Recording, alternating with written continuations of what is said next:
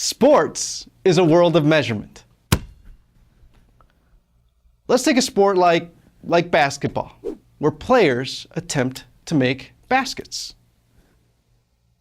No, I meant ball and hoop type baskets. Suppose I tell you a player averages 23 points per game. Is that a good player, a bad player, a great player? A good coach would know that based off this limited information, it would be impossible to answer that question with any certainty. I mean, basketball is about more than just scoring, right? Players can block shots, rebound missed shots, steal the ball, and assist others in scoring. They can also make a number of mistakes that benefit their opponents.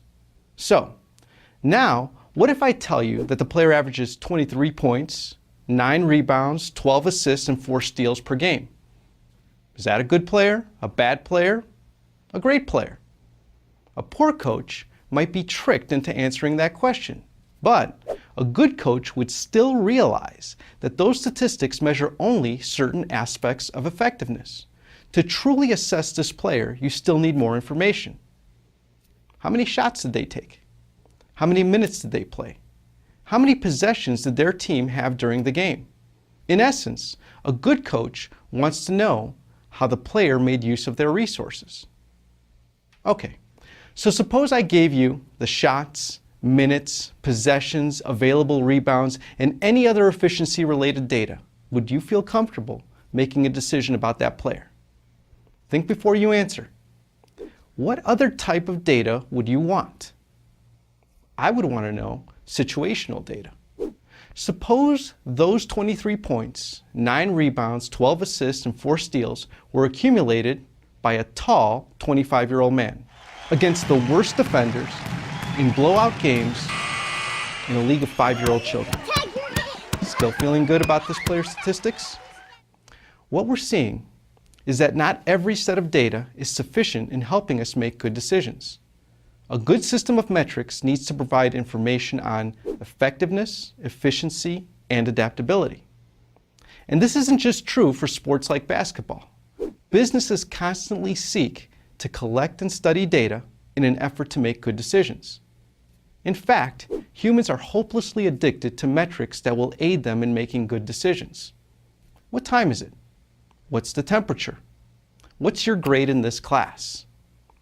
These are numbers that guide our actions. You see, performance metrics can actually motivate the behaviors of athletes, employees, students, and business partners. As the manager of a global supply chain, how can you know if your supply chain is effective, efficient, and adaptable? How can you motivate employees and supply chain partners thousands of miles away to do the things your customer and your company value most? And how can you identify those employees that deserve raises and promotions, as well as those who need assistance, additional training, or perhaps disciplinary action? What we're seeing is that a good system of performance metrics can provide guidance for managers, employees, and even customers. But to do so, modern managers, especially supply chain managers, must marry quantitative skill, psychological understanding, and operational know-how to develop the right performance measurement tools and systems so their companies can achieve their own unique set of goals. And this is an enormous challenge. Like a basketball coach, supply chain managers need to identify their best players, identify and improve the weaknesses of the team, know which situations provide the team with the best opportunities, and also understand which resources are being wasted.